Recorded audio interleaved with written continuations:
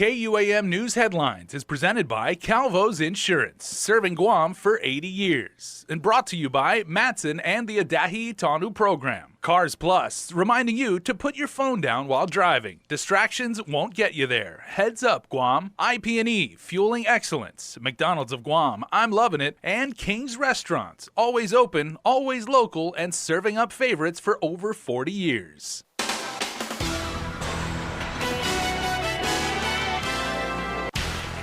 Now on Guam's Primetime News, Uncle Sam wants to put a halt to certain evidence that may be presented during former GPD officer John Mantanonia's case. Plus, our Nestor Lecanto has a recap of last night's emotional testimony at an info hearing on Guam's mandatory medical malpractice arbitration. And the chief of police speaks out about allegations of one of his own being involved in Jotnya Mayor Jesse Blas's case. Half a day and good evening. I'm Adriana Cotero. As the U.S. Attorney's Office gears up for the battle in the John Boom Mantanonia case, they want some ground rules in place and on Friday filed what's called a motion in limine to exclude what they believe would be improper evidence. Simply put, the Fed's motion would put a stop to certain evidence that the defense might try to present during trial. John Boom Mantanonia was indicted in June. He's accused of trying to influence jurors to vote not guilty in the federal drug trial of Ray and Juanita Martinez. The case ended with 2 mistrials on Guam and was eventually moved to California, where the couple entered a guilty plea. Boom was a defense investigator for the Martinez case. Aside from the charges involving jury tampering, he also faces 1 count of conspiracy to distribute methamphetamine. According to the latest motion filed by the U.S. Attorney's Office, they want 3 things settled before trial. First, they want to stop Boom from introducing his, quote, self-serving statements he made to third parties as testimony. In other words, they're calling it hearsay. Second, the feds argue that government work products should be protected. According to the motion, discovery in the case includes wiretap recordings of which the defendant was provided. However, what's not discoverable, they argue, is federal investigators' line sheets of the wiretap conversations because they contain the agent's mental impressions and were solely prepared for the criminal investigation. And finally, the feds are asking the court to prevent Boom and his attorney to use the fact that he is a retired police officer, former FBI task force member, and to prohibit him from asking questions or making statements or suggestions concerning penalties he may face to gain sympathy or favor with the jury. Quote, these issues are irrelevant to the question of whether he is guilty or not guilty. Mantanonia is scheduled to appear back in court on October 29th. Mantanonia's attorney, Jay Arreola, has filed motions of his own on behalf of his client. One of the motions is to force the U.S. Attorney's Office to provide certain redacted material in its possession that it has refused to turn over. The defense argues that the redacted version of the line sheets is material because it intends to challenge the warrant used to intercept certain communications. A second motion requests that the charges related to the allegations of jury tampering be separated from the 1 count related to drugs. The defense argues the 2 are unrelated and would prejudice his client's right to a fair trial if they remain joined. Attorney Arreola is asking the court to hold a separate trial. The defense, in the meantime, is also requesting the court to push back the deadline to file motions due in part to the volume and complexity of the discovery and the need to prepare additional motions. In Superior Court, a new indictment has been brought forth in the Mark Torrey Jr. case by the government. The defendant is now charged with negligent homicide as a 3rd-degree felony with a special allegation of possession or use of a deadly weapon in the commission of a felony, that is, a pistol. In addition, Torrey is charged with aggravated assault as a 3rd-degree felony for the 2015 shooting death of fellow police officer Albert Piolo. Torrey asserted his right to a speedy trial and his return court date was moved forward to October 8th. Governor Lou Leon Guerrero issued her special address on public safety this week, stating, quote, none of our progress in public safety, none of it matters if we do not trust those who are sworn to serve and protect. Recently, allegations of wrongful doing by our local law enforcement were made in federal court during the arraignment of Jotnya Mayor Jesse Blas. Amongst the allegations, a Guam Police Department officer was said to have connections with Mayor Blas, who was asked by the village mayor to approach and threaten an individual for not complying with Blas. GPD Chief Steve Ignacio says the department is taking steps and measures to ensure they address the issue. I do understand that there is an allegation against one police officer, and so we are looking into that matter. I have had discussions with different federal agencies, but we do understand and respect that at this point, they have an active investigation going. So I'm not privy to any information that they have regarding who the officer may be, and we remind our officers, that they are held to a standard and that they must adhere to those standards and they must follow the law. And we will not tolerate any misconduct by the officers. The administration has asked the Attorney General to use his authority to receive any confidential public complaints to independently investigate and prosecute any abuse of power by local agencies or branches of the government. And during her special address, Governor Lulian Guerrero also asked the legislature's help in fixing the Guam Community Police Review Commission. Dueling retail giants Lati Duty Free and DFS Guam were back in Superior Court today for a status hearing on a DFS complaint that Lati interfered when it won a 2013 airport concession contract. DFS has added to its complaint and wants to move the case forward, but Lati continues to argue for a stay in the proceedings pending the outcome of the airport's appeal of Judge Arthur Barcenas' decision to void the $140 million contract. The court has allowed Lati to remain at the airport while the High Court decides. DFS has argued that it continues to suffer harm the longer the proceedings are delayed. Lati is now in the 6th year of a 10-year deal. Judge Barcenas has taken the matter under advisement. Legislation to increase the minimum wage and a resolution calling for a pause in certain military construction got the approval of senators this afternoon. Joe St. Augustine's bill to raise the minimum rate to $9.25 an hour over the next 2 years was among about a dozen measures that were passed.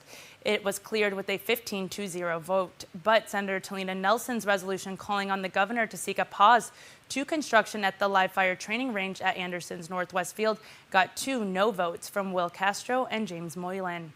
Senator also approved 11 nominees to various government boards and commissions.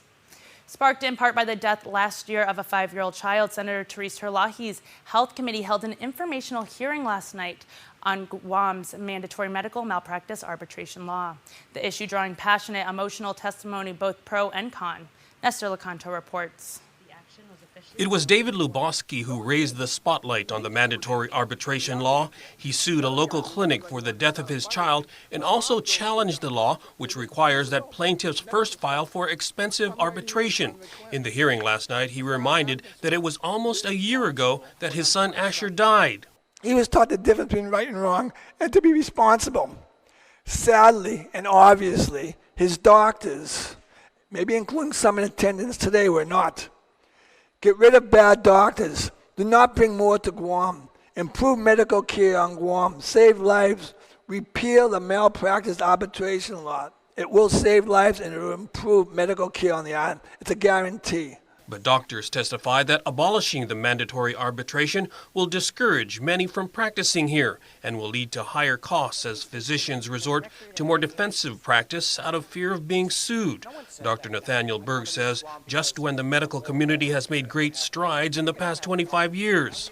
We have good quality health care. Perfect? No. But for an isolated island community, yes. We have incredibly good health care here. And I like to think that that is because this healthcare community wants it that way. We want better healthcare for you, for all of us, for my kids, right? So we have self-governed ourselves. And the Guam Board of Medical Examiners, which has been accused of being extraordinarily unethical, is not such a body. Dr. Amanda Del Rosario says she understands when someone unexpectedly loses a loved one. In my state of immense grief, I wanted to find someone to blame.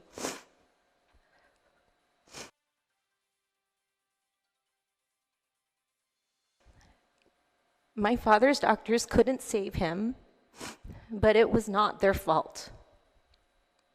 He died at GMH, and it was no one's fault. Although it's the bad outcomes that tend to be highlighted in the news and talked about the most, they're actually few and far between.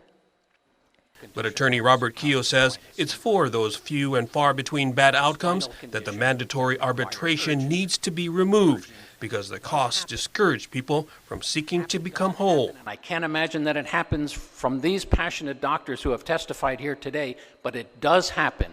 And when it does happen, that burden should not be borne by the individual who is injured by that outcome. It should be borne by the society as a whole. For Guam's News Network, I'm Nestor Lecanto. Thank you, Nestor. The victim from the Dededo high-speed chase and shooting that occurred early this week is still being treated at Guam Regional Medical City. According to Guam Police Department Chief Steve Ignacio, he tells KUAM today that an arrest has yet to be made and the case is still under investigation. It was on Monday when GPD attempted to pull the driver over. He sped off, and while at a stop, the two police officers had to discharge their firearms. As we reported, the hospital confirmed that the victim, Jerome Pangilinan, was brought in critical condition from a gunshot wound. GRMC said Pangilinan was in stable condition as of Tuesday. 27-year-old Vincent Peter Perez was picked up by detectives and arrested on robbery charges. Perez was arrested for using an ice pick to rob a man in Barrigada in September. He allegedly admitted to detectives about his involvement in the robbery, telling them he did it to secure more drugs and that he wanted to go to Oasis to get treatment. He also wrote an apology letter to the victim, explaining that he just wanted to get money to get his next high. 39-year-old Matthew Duke is accused of choking and beating a woman known to him. Marshals serving a bench warrant to Duke reported the incident to police on October 3rd after they noticed multiple injuries on the woman. The victim told police that a day prior, Duke allegedly punched her in the face and choked her until she couldn't breathe. Court documents state Duke admitted to holding the victim up against the wall by her neck. He was charged with strangulation and family violence. A Veterans Town Hall is taking place at this hour with a congressional delegation with members of the House Veterans Affairs Committee. The CODEL touching down at Anderson Air Force Base shortly after noon and meeting with the governor and Speaker Tina Muñoz Barnes. The delegation includes Veterans Affairs Committee Chair Mark Takano, CNMI Rep. Congressman Khalil Sablan, American Samoa Delegate Amada Radawagan, and Guam Congressman Michael San Nicolas. In response to our story on veterans airing concerns about the town hall and San Nicolas's lack of interaction with Guam Veterans Group, San Nicolas left several comments on our story, and none of which addressed the concerns raised by vets. The congressman said veterans should be positive about the town hall and that, quote, it is embarrassing to not properly appreciate that the delegation is coming to Guam. Meanwhile, Purple Heart recipient Tom Devlin says the local veterans clinic is a major issue that he anticipates will be brought up tonight. Is the CBOC clinic. The staff is sitting there like sardines in a can because there's no room for the staff. So if there's no room for the staff, there's very little room for the veterans. I want to find out where we're at on the dental that they said they were going to do for veterans. What are they doing? And then I'll sit back and listen, and when I hear something I don't like, they'll hear from me. That was Guam Veterans Commission head Brian Miranda. He adds that some vets will be following up on issues they raised when Veterans Affairs Secretary Robert Wilkie visited the island recently. Stick around for more news here on Primetime. You're watching KUAM. Get up-to-the-minute news, plus access to alerts, streaming radio, promotions, and more on your mobile device by downloading the KUAM News mobile app, available at the App Store now.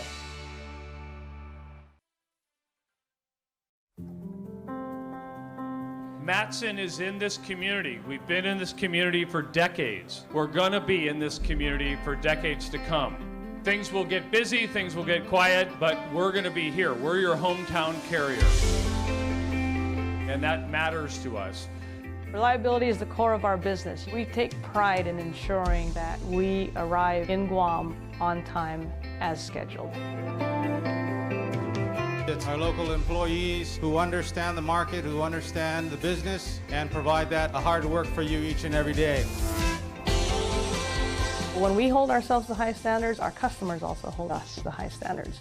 We establish good business relationships that turn into friendships. That's why it's so important to be here and be trusted by your customers. We want you to trust Matson like your friend, like your family.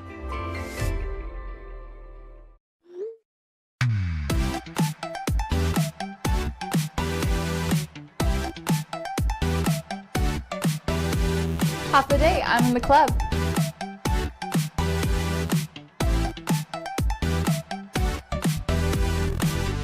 Half a day, welcome to Two Lovers Point. Half a day, I'm in the club.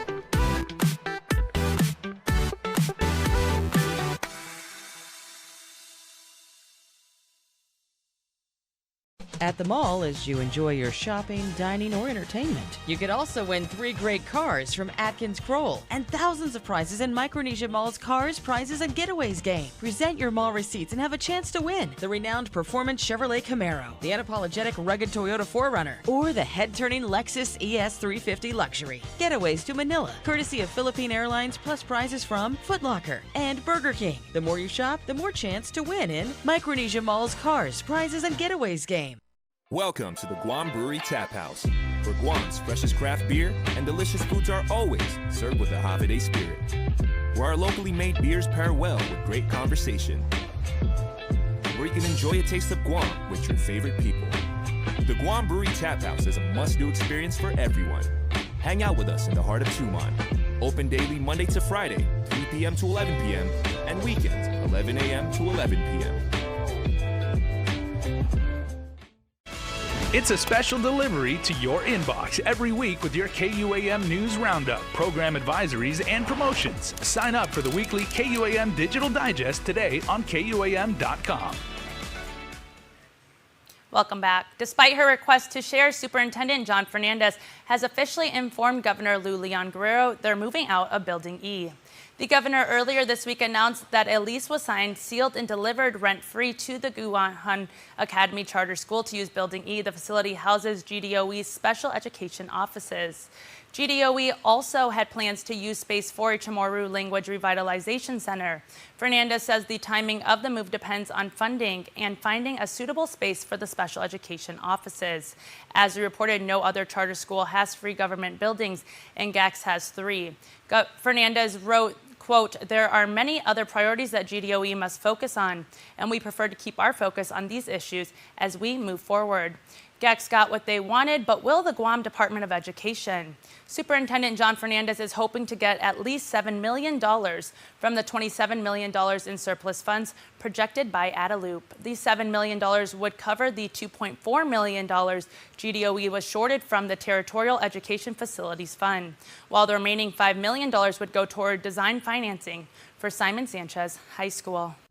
Because, Simon Sanchez has been a top priority for the island, but during the budget process, I didn't get the additional funding to move that forward. I asked the board to allow me to use the budget that we did have to prioritize that and see if we could find a fix later. But it looks like if there's $27 million in surplus, then there should be a solution that we can get immediately if the governor can support us in that. Fernandez is hoping Committee Chair on Education Acting Speaker Talina Nelson will help GDOE in their plight to secure the $7 million in surplus funding. Department of Rev and Tax, along with the Department of Administration, announced that next week they'll be mailing out over 120 tax refunds totaling approximately $800,000, including refunds garnished to repay government debts for error-free returns filed on or before April 15, 2019. The first DNA lab in the region is expected to be constructed by 2021. Today, the groundbreaking ceremony was held on site at the Guam Community College. This is in partnership with the Guam Police Department. The forensic lab includes 2 buildings, one for GCC classrooms and the second for officials' use for investigations. GPD Police Chief Steve Ignacio explains the importance and benefits of having this facility on Guam. What this does is that it keeps our evidence analysis here on the island. We don't have to wait for long turnaround times by sending it off to other institutions such as the FBI for analysis. And it shows that Guam has the local talent. We have the expertise, we have the people and the proper training so that we can conduct our own evidence analysis. Chief Ignacio said generally when GPD does a DNA analysis request to the FBI, the turnaround time is anywhere from 18 to 24 months. The project began in 2009 when GCC applied for a grant with the Department of Interior. After the Institute secured the funding, the design work was then completed by 2012. A memorial service for Richard Flores, Taitano Micronesian Area Research Center founding member Marjorie Driver, was held this afternoon at the University of Guam's Class Lecture Hall. Driver died September 20th at the age of 95. According to UOG, Driver dedicated much of her professional life to the in various capacities for 40 years as the center's director, assistant associate director, and creator of the Spanish documents collection. She is largely responsible for the growth in size and quality of MARC collections, which continue to inform local, regional, and international scholars about the history and lives of the peoples and cultures of Micronesia. Driver retired in 2007 and received an honorary Doctor of Humane Letters from UOG and was awarded the Ancient Order of the Chamorri, the highest civilian honor bestowed on a non-native resident of Guam by the governor of Guam. In other news now, shark attack. One local surfer shares his story about a close encounter with a shark. Surfer and waterman Rain Williams says he was paddling across the mouth of Telefofo Bay with a friend when a shark bumped his surfboard.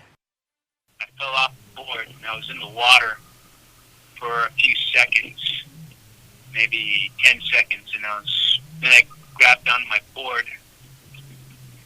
The shark had bumped my board a couple times, maybe twice, maybe 3 times. And while I was in the water, I felt it swim by me. And I guess at that point it must have, or earlier it must have bumped up against me and left some teeth marks on my leg, my left thigh. After the shark attack, Williams says he was able to go home on his own. He says there was some minor swelling, but for now he's staying out of the water to avoid an infection. Not every hero wears a cape, plan, and a practice cape. This is the year's Fire Prevention Week theme. The theme focuses on educating the small but important actions people can take to keep themselves and those around them safe. This morning, a motorcade of local and federal fire and emergency response vehicles made their way to Adelup, where a proclamation signing was held declaring October 5th to the 12th as Fire Prevention Week. The week kicks off with an event at the Agana Shopping Center tomorrow from 10 a.m. to 2 p.m. There will be static displays, demonstrations, games, and giveaways, and more.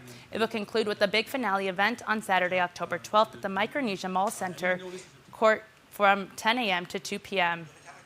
Check out this viewer-submitted video of a funnel cloud that was swirling over what appears to be the Barrigada area around 4:30 to 5 p.m. on Thursday. According to National Weather Service hydrometeorological technician Jim Ellis, although the cloud looks the same while it's in the air as a tornado, it wasn't a tornado. He says the funnel cloud was from water vapor condensing from the updraft of that storm. Pretty cool either way. Coming up, Dave Delgado has your Dial Rent-to-Own Athlete of the Week. Half a day, hungry drivers. Are you spending more time on the road? Shell has teamed up with Wendy's so you can buy fuel and eat free. Just fuel up 7 gallons at any Shell station and get a coupon for a Wendy's cheeseburger or chicken nuggets. Or use 2 coupons to redeem a Wendy's cheeseburger meal with fries and a drink. Fuel up at Shell today because this deal won't last long. Quality service, fuel, and food from Shell and Wendy's.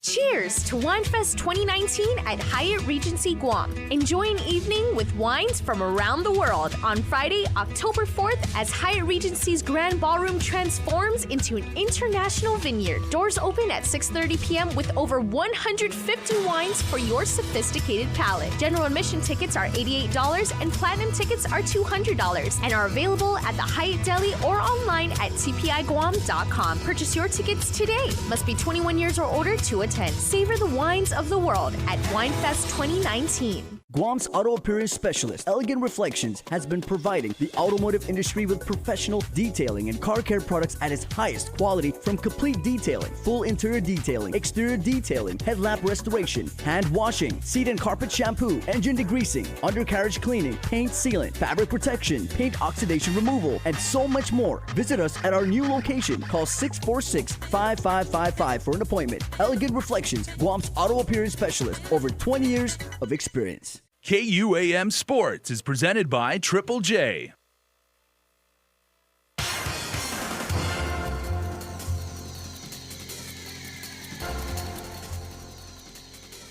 We're here direct on East Agana for our Athlete of the Week. Today we have IFBB professional bodybuilder Greg Monk. Congratulations on winning Darwin's Athlete of the Week. Who would you like to present your check to? I'll donate my check to the Manyalu Foundation. Congratulations on your first pro bodybuilding show out in Korea. Let's talk about the show itself and how things went for you out there. Yeah, so I competed last weekend in the Asia Grand Prix in Korea. There was about 13 competitors in my class, which is classic physique. We had people from Colombia, Iran, Korea, all over. So it was pretty good to get out there in front of, you know, a different crowd, different scene. Also, 3 of those competitors in the top 5 they had just come from the Olympia. So it was a good test to see where I was at, like, right now and kind of what I got to work on moving forward. So I'm really happy with the show. I had a great time out there, made a lot of connections, and it was good to just be a positive ambassador for the island too, you know. And that division, the Classic Physique, is only in its 4th year, but the buzz has been pretty big. Yeah, so Classic Physique is actually going on its 4th year this year for 2020. It's a different division. It's still bodybuilding, but we're not looking for the freaks mostly. We're looking more for like the Arnold classic type of look, more flow, more symmetry. So it's a lot more enticing than trying to get on stage and be like the biggest dude, you know. So it's good for, I feel like it creates balance within the industry. Not only are you a competitor, you're a coach, trainer, but you're also preparing a few athletes for the upcoming Guam show. Yeah, so one of the things I tried to do this year is take a step back and try to also give back to the, you know, just the industry here, try to help it grow in certain ways. And one of the ways is trying to help other competitors get on stage. A lot of my athletes will be first-time competitors, but, you know, it's good to get guidance because you kind of get to cut all the bad habits out from the beginning. A lot of the guesswork is taken out of the equation, too. So, yeah, there's a show coming up October 19th. We have it every year. I think this year will probably want to be one of the biggest ones, so it's something to look out for. And something to look out for, too, is that one-on-one basketball game between you and Big Tone. So we have an IFBB professional bodybuilder. We have Big Tone, who is a world record holder, power lifter, gold medalist. So what can we expect from that one-on-one basketball game? You know, it started out as something just as a joke, but I think it's a good way for us to, like, step out there, definitely out of our element. I mean, I used to play basketball in high school, but it's been some time. Big Tone is Big Tone, everyone knows him. So you got 2, you know, positive role models doing something different. I think it'll be fun, so I'm looking forward to it. Hopefully he doesn't back out, though. All right, congratulations. Stay tuned to our next Direct Zone Athlete of the Week. KUAM Sports Athlete of the Week is brought to you by Special Olympics Guam, in collaboration with the Guam Football Association, announced the unified sport of soccer. This partnership will establish the newest sport available to Guam special athletes, allowing the inclusion movement evolution, a memorandum of agreement between Guam Football Association, an accredited member of FIFA. The governing body for football global movement and Special Olympics Guam took place this morning at the Guam Football Association office in Harmon. Guam Football will become a partner in providing football activities for our athletes with intellectual disabilities, and we're very proud to have Special Olympics President Frank Floyd here to help in signing this historic MOU with GFA. GFA will provide the technical skills needed by these players to be productive out in the field, but more importantly, to just enjoy being what every normal child or adult wants.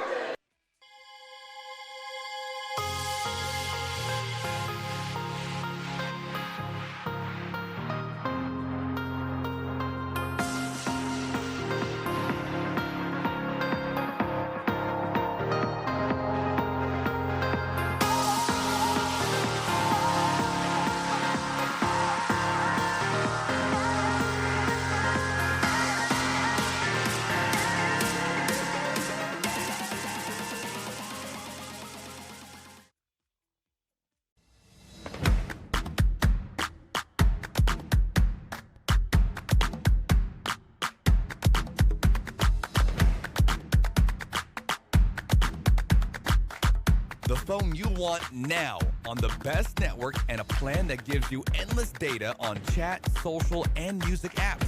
Tell your Docomo Pacific rep you want now with access. Docomo Pacific, better together. Some conditions apply.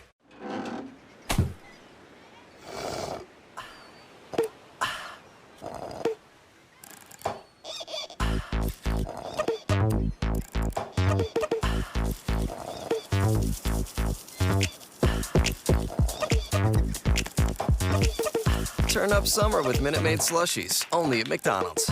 Enjoy 3 refreshingly chill flavors, new sweet peach, blue raspberry, and fruit punch, while summer lasts.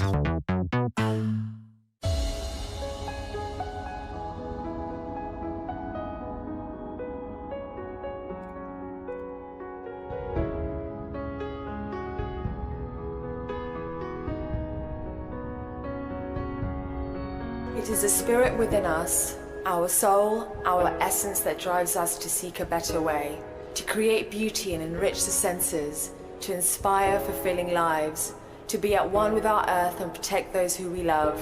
Only by taking on challenges do we change the world for the better.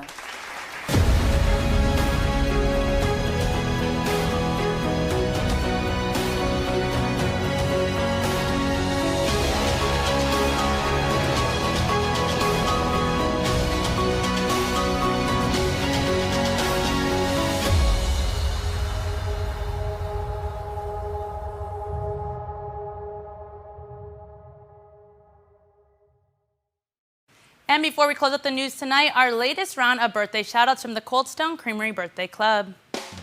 Let's wind this week down by saying happy birthday to tonight's Cold Stone Creamery Birthday Club shout-out recipients, led off by Michael Ayers. Happy birthday, Uncle Mike.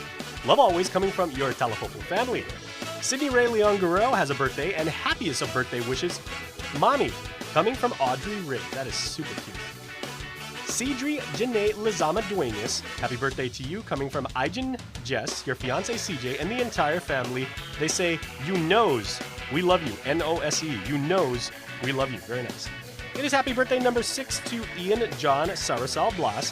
Happy birthday, we all love you. Say Mommy, Daddy, Darren, Johnny, Grandmas, Grandpas, multiple, and the rest of the family. And happy sweet 16 birthday to Ha'ani Duenas from your friends and your family, which includes Cold Stone Creamery and all of us, of course, here at KUAM. Happy birthday, everybody. Remember, you can be part of the Cold Stone Creamery Birthday Club by registering online on KUAM.com. Please make sure to include with your photo your name and birthday. Now it's time to announce the winner of a yummy Cold Stone Creamery cake. Gian Guerrero. Congratulations, a representative will be contacting you on how you can redeem your Cold Stone Creamery cake. That's going to do it from all of us here at the news desk, but stay tuned. Jason is next with Extra.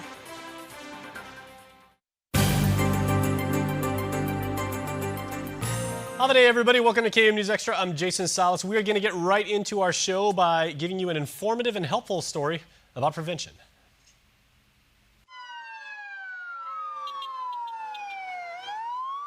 A parade of sirens featuring several local and federal emergency response vehicles kicked off Fire Prevention Week Friday morning.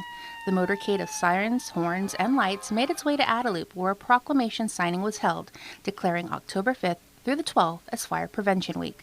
The week not only aims to honor firefighters in our community who put their lives on the line to keep us safe, but it also encourages families to create fire escape plans. This year's theme is Not Every Hero Wears a Cape. Plan and practice your escape. KUAM Fire Department Firefighter 2 James Inventions is a member of this year's planning committee. It focuses on educating everyone about the small but important actions that they can take to keep themselves and those around them safe. In a fire, mere seconds can mean the difference between a safe escape and a tragedy. Fire safety education isn't just for school children. Teenagers, adults, and the elderly are also at risk in fires, making it important for every member of the community to take some time every October during Fire Prevention Week to make sure they understand how to stay safe in case of a fire. Committee member and firefighter EMT for Navy Fire, Bethany Bott, says there will be several activities taking place throughout the week, starting this weekend. It's going to start on Saturday the 5th, where Anderson is going to hold an open house on base to everyone who can get into base from 10 until 2 at their main fire station.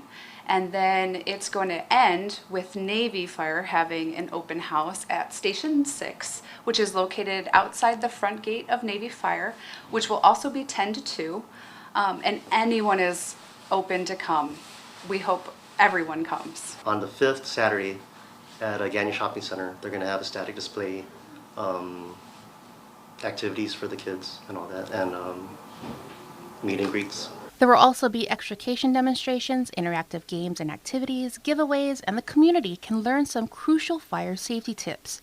Then on Saturday, October 12th, will be the finale at the Micronesia Mall Center Court from 10 a.m. to 2 p.m., which will include rescue demonstrations and billboard judging. A lot of the fire stations outside will be rendering their description of the Fire Prevention Week theme. With Fire Prevention Week focusing on community outreach events, the week also affords the opportunity for the island's fire and emergency responders to work together. There is Anderson, there's Navy, and there is the local fire department. So it's the one big time of year that we all get together, talk about the way things have been going, try to help each other out, and so we do this very hand in hand. Fire Prevention Week is observed each year during the week of October 9th in commemoration of the Great Chicago Fire, which began on October 8th, 1871 and caused devastating damage. It started October 8th to October 10th. Over 200 people were killed in that fire. And as a result, there was 100,000 that were homeless, and over 2,000 acres were burned. So in 1922, President Coolidge signed a proclamation to start off Fire Prevention Week, and ever since then we've been celebrating it every year. It is the longest running campaign in the country. With that being said, this year's theme is stressing the importance of a fire escape plan for all households. A fire escape plan should be put into motion in your home so you know at least 2 ways out. Someone always calls 911. You have a meeting place, and you understand that this could happen any time of the day or night. And so that way no kids are scared, no one's hiding inside the house, and everyone makes it out okay. If you would like more information about this week's activities or have any questions or concerns about fire safety, they can come to every fire station, whether you're on base or off base, walk in, talk to a firefighter. We can let you know any information that you need. And for those that are watching, You have a fire escape plan for your home. Practice it at least twice a year. Smoke detectors, make sure that you test them monthly, and if they chirp, replace the batteries. the Fire Prevention Week Committee wishes to thank all stakeholders for making the week a successful one, and would like to invite everyone to come on out Tuesday, October 8th at 10 a.m. at the Guam Sports Complex in Dededo for Arbor Day 2019. Please stay tuned. We're back after this.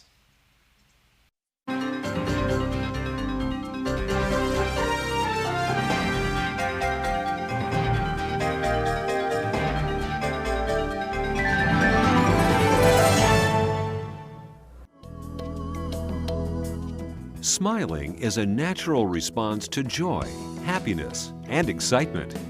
Your smile reveals a lot about who you are.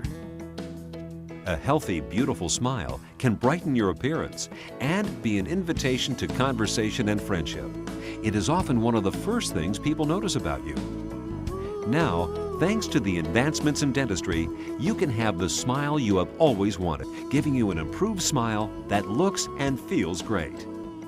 My silver fillings that I have, they're getting older in my mouth and I need to replace them. So I've started to do that, and I've replaced them with the white fillings, and I've had really great success with that. It looks good, they feel natural, and it kind of goes hand in hand with the bleaching. I want a white look all around my mouth.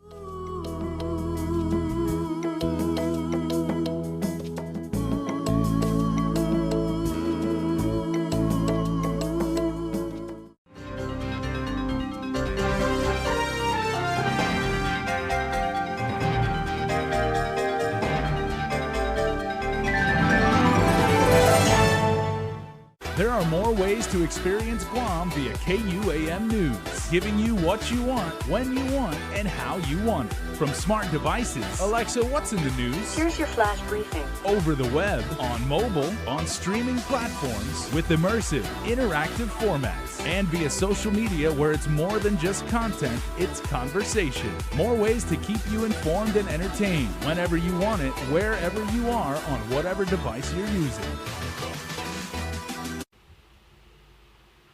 All right, everybody, welcome to KUAM News Extra. I'm Jason Salas, and it is a great pleasure to introduce to you yet another filmmaker. This one's with a twist, because we've interviewed so many people over the years that are into the craft of telling stories for the large screen. I've never actually had the pleasure of interviewing anyone that works on sound design, so we have a native of Guam, Patrick Hogan. Hey. Very good to see you. Welcome home. Thank you. In a variety of ways, because you actually worked at old school KUAM back in Orta, I too. did. I worked at KUAM back in the 80s. I was a weekend DJ while I was in high school. So I guess as the millennials would say now, you know, media game strong. Yes. You've been in the business for a very long time. I've been doing it a long time. I'm still learning social media a little bit. My daughter was just helping me with some new features of Instagram. Okay. So I'm still learning, but I've been doing it for a long time. I was going to say you want to stay away from like the YouTube comments because those ones are incredibly toxic. Never read the comments. Yeah, exactly. Never read the comments. Okay, but why you are here, among other things, is you're actually putting on a workshop based on your own filmmaking experience. And I got to read this because your LinkedIn profile is impressive as all get out. Okay, you have worked in sound design, right? Mm-hmm. You worked on Cobra Kai, the YouTube series. Doing it right now, yeah. So you're already my favorite person in the world. Nip Tuck, of which I was a huge fan. Glee, Shrek the Third, of course, a feature movie. Gods and Generals, The Last Castle, the Robert Redford movie with Mark Ruffalo. That's one of my favorite films of all time. Among way other things, you've also worked on 6 Feet Under and Family Guy. Yes, yes, and got golden reels for those. Those are the awards for sound editing. Exactly. Okay, so those were the ones I won awards for. So. For people that don't know about that specific discipline, what is the job of sound editor sounds so self-explanatory, but your job is a critical part of the filmmaking process. Yeah, you know, a lot of people, even my family, really has no idea what I do. So in film and TV, sound is basically broken down into music and everything else. So I'm in charge of the everything else when I do a show. In a feature film, there are lots of people who work on it. So all those things are broken down, and there's an individual person for each different facet of sound. In TV, where you work a lot faster and with lower budgets, one person usually handles more than one hat. But basically, my job when I'm a sound supervisor, most of the shows you mentioned are ones that I supervised. My job is to meet with the client. We spot the episode. We talk about anything special they want for that episode. I then go to the editors and tell them what they need to do, whatever special requests are for that episode. I review what they've done. And then I'm the one who sits on the mix stage behind the mixers. So the mixers are the guys who sit at the board, who move the faders. Everybody knows what those guys do because they're the ones moving the faders. Some of our guys are doing that right now. Yeah, they're moving faders right now. I sit behind them and make sure that they're doing what the client wants, because the client can't afford to spend 2 days on a stage while we're mixing because they have other episodes to get ready. Right. So I kind of oversee what the mixers are doing, make sure that what we talked about when we spotted the show is what we're doing on the stage. And then on the second day, they come in and they watch the show. And if they have any more additional notes, I make sure that stuff gets done. Now, I would say based on your experience as a DJ, that gives you the ear, you know, for music, for intonation, for pace, for tempo. And that's how I got into it. I had to work on someone I went to USC Film School, and they require that you. Well done. Thank you. Yeah, it was so you went to Northwestern and you went to USC. Yeah, so I went to Northwestern. That I came back to Rose Guam. Bowl must have been tearing you apart. Yeah, that was when I just got there. I moved from Guam to go to SC Film School, and they make you crew on someone else's film. Everybody wants to be a Spielberg. Of course. When they get there, they all want to write direct, obviously, but they make you crew on someone else's film in a different capacity. And because I had experience in sound from working at KUAM back in the day, I decided that the best project that I saw available needed a sound editor.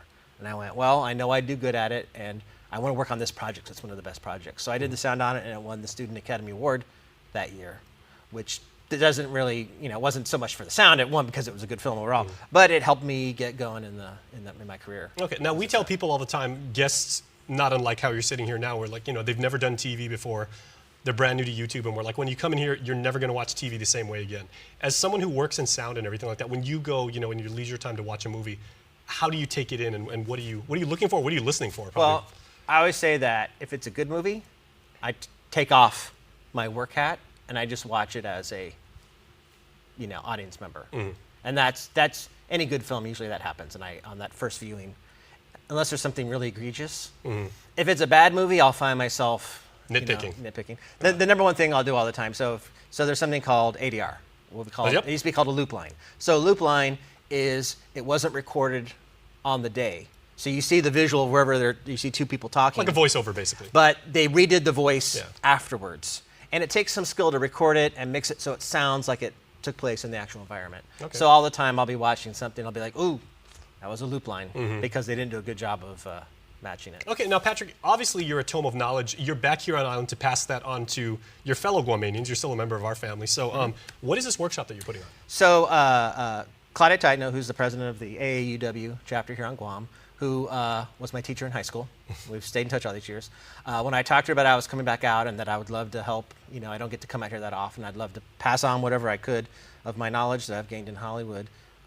She said that she'd been wanting to have a workshop for not only the AAUW members, but anybody else who wants to attend, on the modern use of video in your branding, in your social media, in your, if you have a company website, things that to help promote, especially women in their business pursuits. And video has now become a large part of that. Most good websites, most good social media platforms have some sort of video content in it. And I was like, okay, well that's something I can definitely lead a workshop on. I've been in Hollywood for 24 years now.